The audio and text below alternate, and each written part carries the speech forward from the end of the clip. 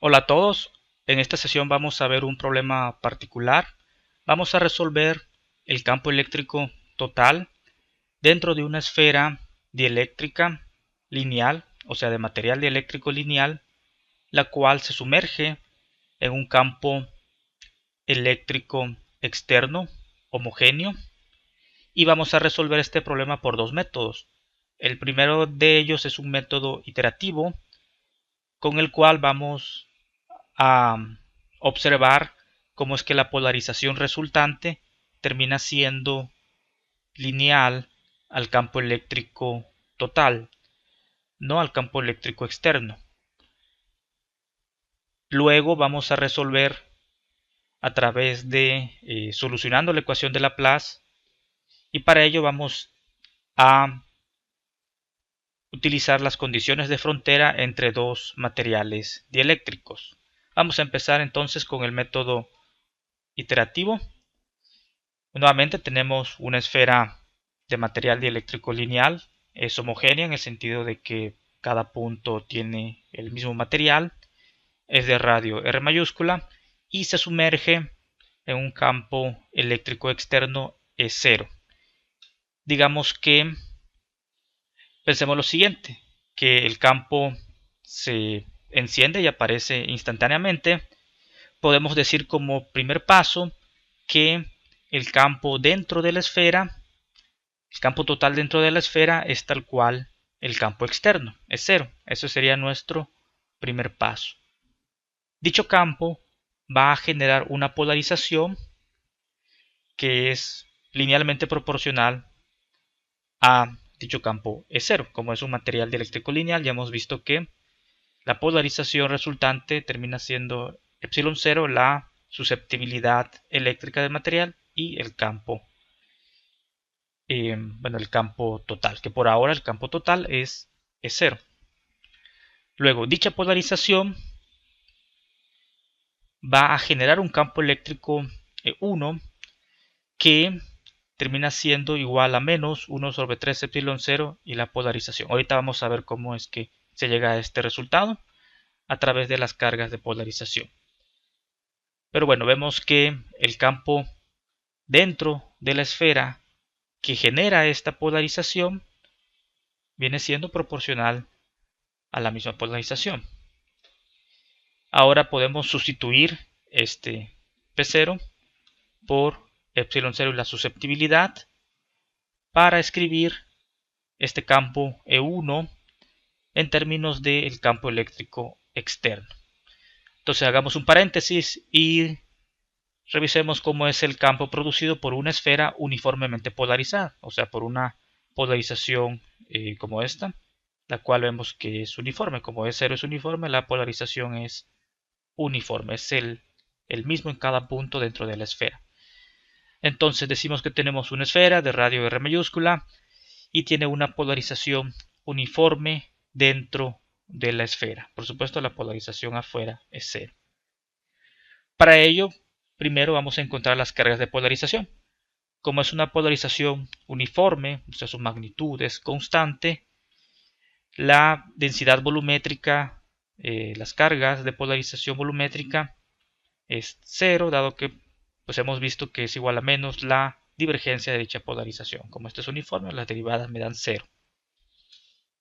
Y las cargas superficiales de polarización están dadas por el producto punto com de la polarización con la dirección normal a la esfera. La dirección normal a la esfera es la dirección radial y digamos que la polarización va en dirección z, se alinea en la dirección z, entonces el ángulo entre la dirección z y la dirección radial es el ángulo polar θ. Por lo tanto, este producto nos da la magnitud de P, la magnitud de esto que es 1, coseno del ángulo entre ellos, que es el ángulo polar. Muy bien, entonces vamos a tener una distribución de carga en la superficie que depende del ángulo polar. ¿Cómo resolvemos el campo que genera esta distribución? Esto lo podemos resolver con el método de separación de variables, solucionando directamente la ecuación de Laplace, y esto ya lo han trabajado Para ello, pues bueno, se propone la solución dentro de la esfera y afuera de la esfera, condiciones de frontera, y se puede deducir que para dentro de la esfera el potencial tiene esta forma, y de hecho pues pueden ver que como la superficie es básicamente el polinomio de orden 1 de los polinomios de Legendre, es de esperar que la solución dentro y fuera nada más contenga dicho polinomio. Entonces, bueno, por dentro la esfera tiene este comportamiento R coseno de teta multiplicando P sobre 3 epsilon 0. Y por fuera es, bueno, esta forma P sobre 3 epsilon 0, R mayúscula al cubo sobre R cuadrada coseno de teta. Muy bien. Luego, ¿cómo obtenemos el campo eléctrico? Lo obtenemos a través de menos el gradiente de dicho potencial. Entonces vemos que, de hecho se puede ver que este R coseno de teta, esto es igual a z, por lo tanto el gradiente termina siendo nada más derivar en función de z y nos queda en dirección z, y por ello, bueno, vemos que para el caso del potencial dentro de la esfera nos va a quedar 1 sobre 3 epsilon 0, el negativo sale por este negativo, y R coseno de teta, la derivada nos da 1, nos queda la dirección z, que se multiplica por P, que viene siendo el vector polarización. Y esto es tal cual lo que tenemos acá previamente, el menos 1 sobre 3 epsilon 0, y la polarización es el campo dentro de la esfera generado por una polarización uniforme. Ahora, afuera de la esfera, el campo eléctrico generado resulta ser idéntico al de un dipolo, en donde el momento dipolar de dicho dipolo es igual a multiplicar la polarización por el volumen de la esfera. Recordemos que la polarización es momento dipolar por unidad de volumen. Entonces, al multiplicarlo por el volumen, como esto es uniforme, nos queda el momento dipolar. Entonces, afuera, que ya hemos visto cómo es el campo eléctrico generado por un dipolo, afuera es como si tuviésemos un dipolo en el origen cuyo momento dipolar es igual a esta cantidad. Vemos que es muy similar, he mencionado varias veces, cuando tenemos una densidad ρ, una esfera de densidad ρ, el campo eléctrico que genera afuera es como si fuera una carga puntual cuya carga total es ρ por el volumen de la esfera. Aquí pues es la misma idea. El campo que genera esta esfera polarizada con polarización uniforme afuera de la esfera es idéntico a un dipolo cuyo momento dipolar es igual a P por el volumen de la esfera. Muy bien, pero bueno, nos vamos a quedar con este campo eléctrico dentro de la esfera y continuamos con el problema original. Ahora, como segundo paso, ese campo que genera la primera polarización lo volvemos a escribir aquí, es este E1 es igual a menos la susceptibilidad entre 3 y el campo externo. Ahora, este nuevo campo inducido genera otra polarización que es lineal a este campo, y esta polarización genera otro campo que es igual proporcional a la polarización P sub 1, y podemos reescribir este campo 2 en términos del campo externo sustituyendo este campo 1 por esta expresión, y vemos que nos queda aquí este factor al cuadrado y el campo externo. Ahora creo que ya se está viendo aquí la secuencia. Como tercera serie de pasos tenemos este nuevo campo E2, el cual genera otra polarización adicional P sub 2, que es lineal al campo eléctrico 2, y esta nueva polarización genera este campo 3, el cual, si lo escribimos en términos de el campo externo de 0, vemos que nos queda aquí este factor al cubo. Entonces, el campo enésimo resultante termina siendo menos la susceptibilidad entre 3, todo esto elevado a la n, multiplicando el campo eléctrico externo. Y esto nos genera, por lo tanto, una polarización sub n que es proporcional a dicho campo sub n. Y así nos vamos. Esta polarización genera otro campo, el que le sigue, y este campo se puede escribir en términos del campo eléctrico externo. Entonces vamos a, primero, con la polarización total resultante es igual a la suma de todas estas polarizaciones generadas, y como todas estas polarizaciones generadas terminan siendo lineales a los campos eléctricos generados por las mismas polarizaciones, ¿no? Entonces, bueno, este P sub 0 lo genera el campo eléctrico externo, este P sub 1 lo genera el campo que genera la polarización sub 0, la polarización anterior. El campo P sub 2 lo genera el campo que genera la polarización anterior a él, y así sucesivamente. Entonces, toda esta suma de campos eléctricos, esto viene siendo el campo eléctrico total. Por ello, vemos que la polarización total resultante viene siendo proporcional al campo eléctrico total resultante en la esfera, y no nada más al campo eléctrico externo. Muy bien, entonces bueno, aquí ya queda, pues bueno, es un muy buen ejemplo en donde se ve que la polarización total resultante es proporcional al campo eléctrico total, no nada más al externo. Ahora, ¿cuál es dicho campo eléctrico total? Es la suma hasta infinito de todas estas contribuciones, y vimos que el campo enésimo tiene este factor menos la susceptibilidad entre 3 a la n. Entonces sumamos todo esto, y esto vamos a hacer uso de esta serie geométrica, la cual converge de esta forma: 1 sobre 1 menos x. X viene siendo el negativo de la susceptibilidad entre 3, entonces al sustituirlo nos da positivo, y concluimos que el campo eléctrico total tiene esta forma. O sea, todo esto, 1 sobre 1 más la susceptibilidad entre 3 y el campo eléctrico externo. Ahora, aquí lo sorprendente es ver que el campo eléctrico resultante dentro de la esfera termina siendo uniforme. ¿Okay? Como el campo eléctrico externo es uniforme, significa que dentro de la esfera también resulta uniforme, o sea, es el mismo, no depende de la posición espacial.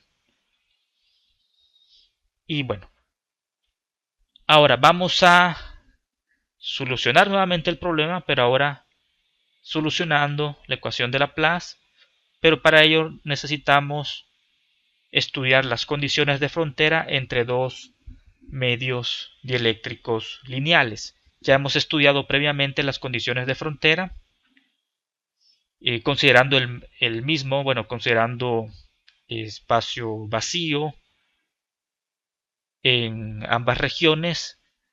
Ahora vamos a considerar que tenemos dos materiales dieléctricos lineales, en donde, bueno, los cuales están caracterizados por la permitividad eléctrica, o sea, este material 1 por la permitividad eléctrica 1 y este material 2 por su permitividad eléctrica 2. Y en la frontera podemos tener cargas libres, o sea, una densidad superficial de cargas libres.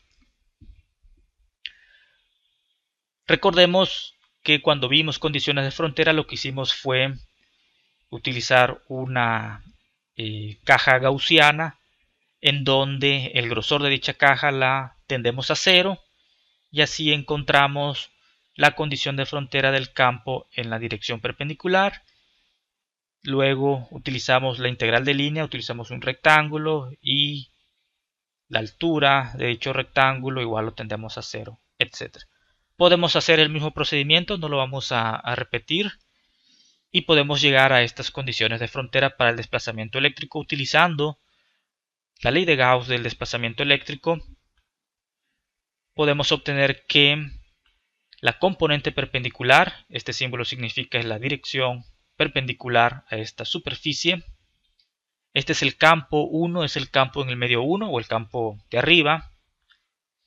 Y específicamente evaluado en la superficie menos el desplazamiento eléctrico en el medio de abajo, en el medio 2. Dirección perpendicular evaluado en la superficie. Esto es igual a la densidad de carga superficial libre. Y de forma similar, utilizando una integral de línea, recordemos que D es igual a epsilon 0 por el campo más la polarización. A ese le sacamos el rotacional y luego la integral de línea.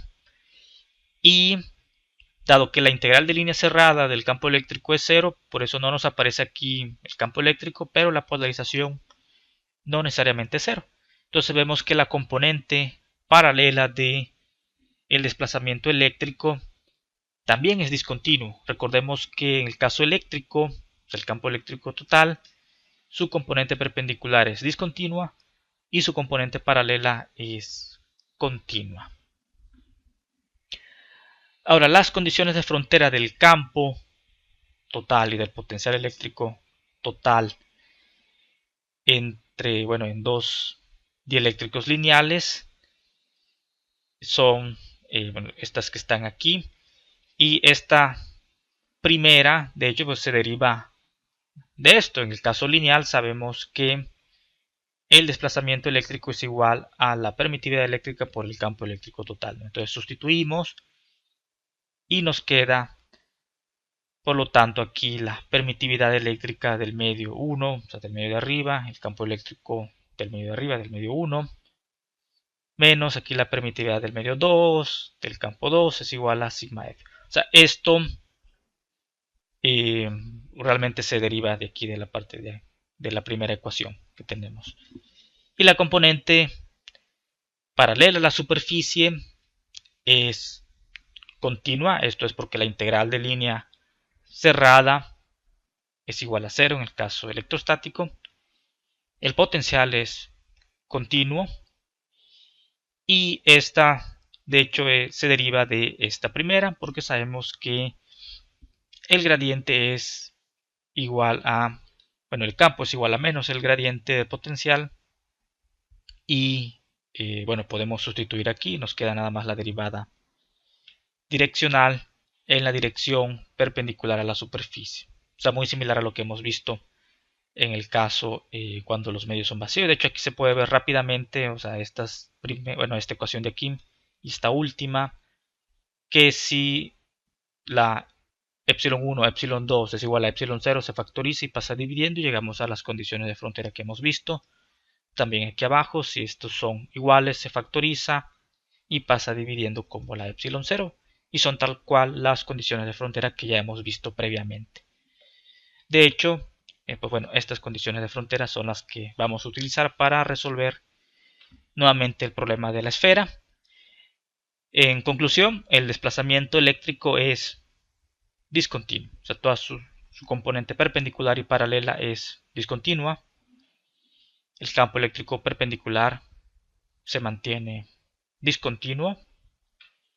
Y su componente perpendicular y su componente paralela se mantiene continua. El potencial es continuo. Y esto se deriva de esta otra ecuación. Muy bien, entonces vamos a utilizar estas condiciones de frontera.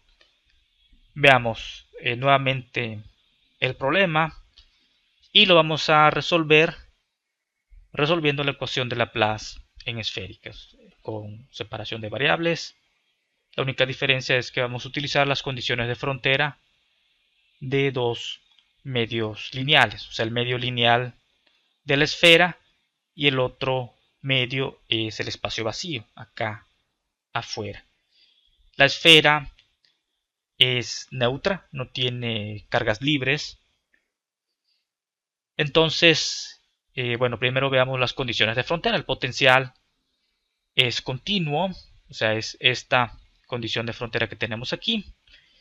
Y por lo tanto el potencial adentro de la esfera es igual al potencial afuera de la esfera evaluado en la superficie, o sea, en R igual a R mayúscula, que es el radio de la esfera. Esta segunda condición de frontera es la del campo eléctrico perpendicular, pero bueno, en términos del potencial, nos queda la derivada en R. Y vemos que esta permitividad es la permitividad del material de la esfera. Y esta permitividad es del medio de afuera, que es el espacio vacío.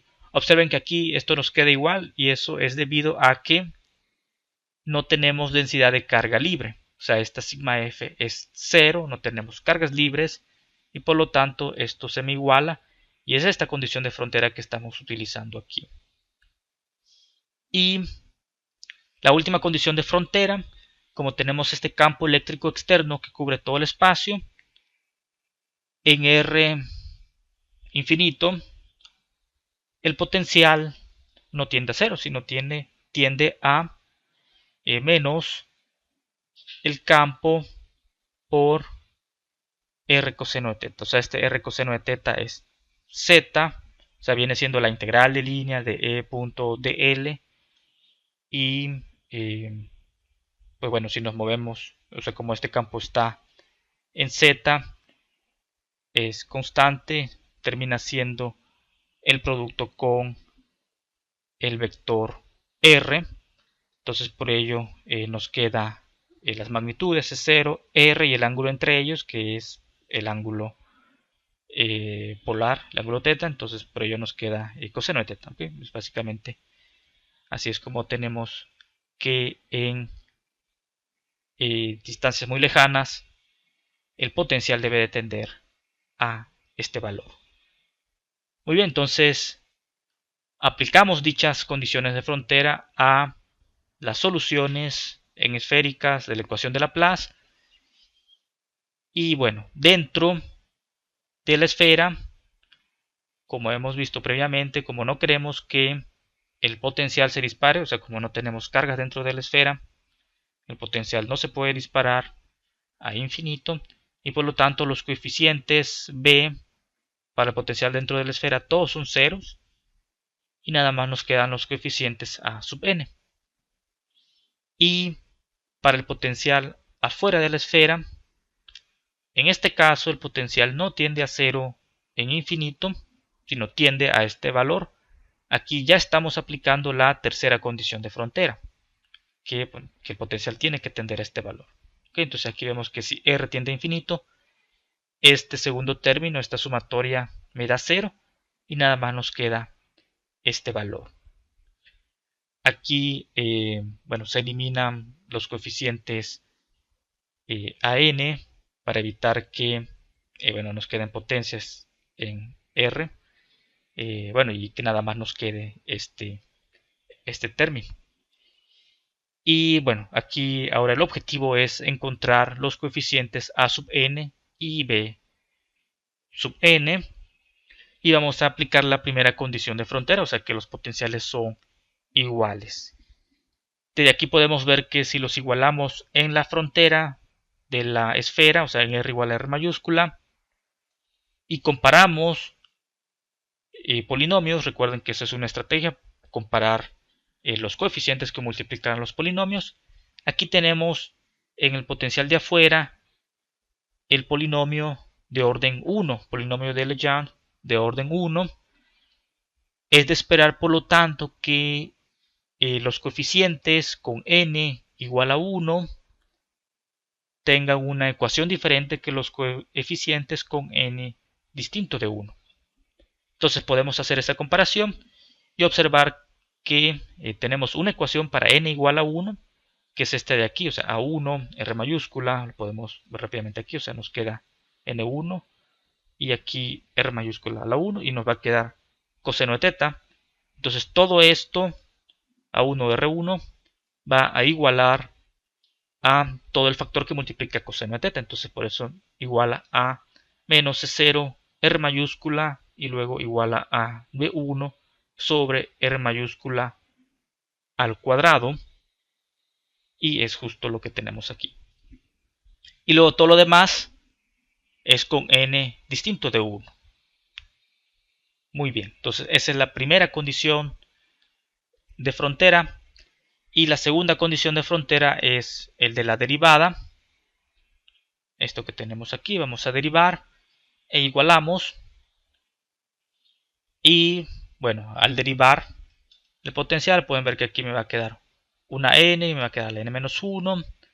Y luego aquí se nos va esta r y aquí nos aparece un n+1 y nos queda n+2 aquí abajo, etcétera, ¿no? Y lo igualamos con r igual a r mayúscula y nos lleva a este otro conjunto de ecuaciones. Para el caso con n igual a 1 nos queda entonces esta ecuación. Esta es la permitividad de la esfera multiplicando al coeficiente A1 igual a menos epsilon 0 y todo esto que tenemos aquí. Y esta otra ecuación para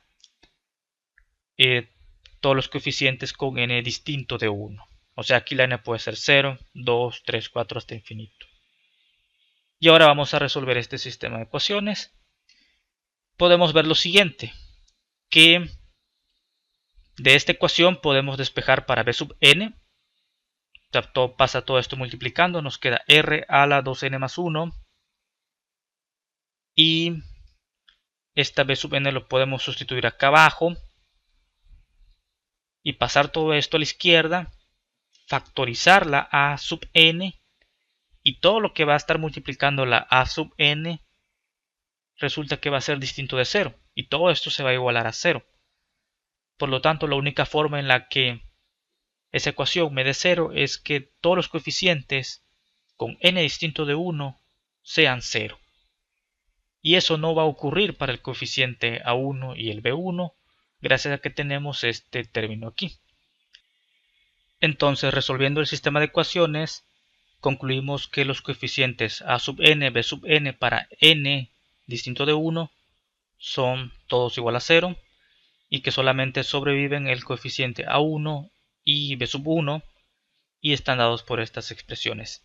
Aquí epsilon sub r es la permitividad eléctrica relativa, es igual a la epsilon del material sobre epsilon sub 0, la permitividad eléctrica del espacio vacío.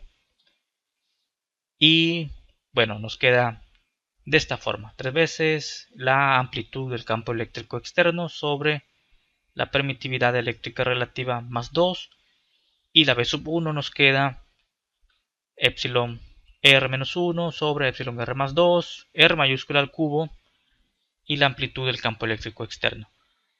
Vamos ahora a sustituir dichos valores ya en el potencial resultante y nos queda que el potencial eléctrico dentro de la esfera en todo punto r teta está dado de esta forma. Vean que queda dependiendo de r coseno del ángulo y este r coseno del ángulo es igual a el eje z.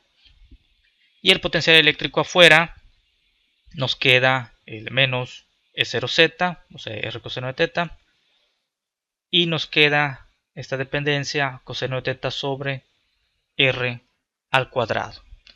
Nos vamos a quedar con este potencial dentro de la esfera y vamos a obtener el campo eléctrico sacando su gradiente. Entonces, como aquí depende de la coordenada z menos el gradiente de este potencial, resulta muy fácil de ver. El negativo se nos va con este negativo, nos queda positivo, y el gradiente en cartesiana simplemente nos queda aquí 1 en dirección z, y es justo lo que tenemos aquí. Y este E sub 0 por z es el campo eléctrico externo. Y un paso más, vamos a sustituir esta permitividad eléctrica relativa que en términos de la susceptibilidad eléctrica, que hemos visto que es igual a 1 más la susceptibilidad eléctrica, lo sustituimos aquí, nos va a quedar por lo tanto este 1 con este 2 nos queda 3. Factorizamos este 3 y vemos que nos queda de esta forma, 1 sobre 1 más la susceptibilidad entre 3 y el campo eléctrico externo. Y esto resulta ser el mismo resultado que obtuvimos utilizando el método iterativo. Perfecto, entonces por último vamos a visualizar pues, cómo queda ya el campo eléctrico total en todo el espacio. Dentro de la esfera queda de forma uniforme, dado por esta expresión. Aquí pues lo estamos representando a través de líneas de campo eléctrico. Y bueno, el hecho de que sea uniforme aquí es de que se ve igualmente espaciado las líneas dentro de la esfera. Y por fuera pues ya tiene esta forma un poco más complicada. ¿Okay? Este es el campo eléctrico total, no es el campo, o sea, por fuera es el campo eléctrico, tanto el externo como el campo eléctrico generado por la esfera polarizada. Y por dentro igual, o sea, este campo eléctrico total es el campo eléctrico externo más el campo eléctrico debido a la polarización total resultante en la esfera. Muy bien, entonces hasta aquí le vamos a dejar en este problema de encontrar el campo eléctrico dentro de la esfera, de una esfera dieléctrica lineal. Eso nos llevó a estudiar cuál es el campo que genera una esfera con polarización uniforme y también estudiamos las condiciones de frontera entre dos medios dieléctricos lineales. Entonces hasta aquí le vamos a dejar, nos vemos en la siguiente sesión.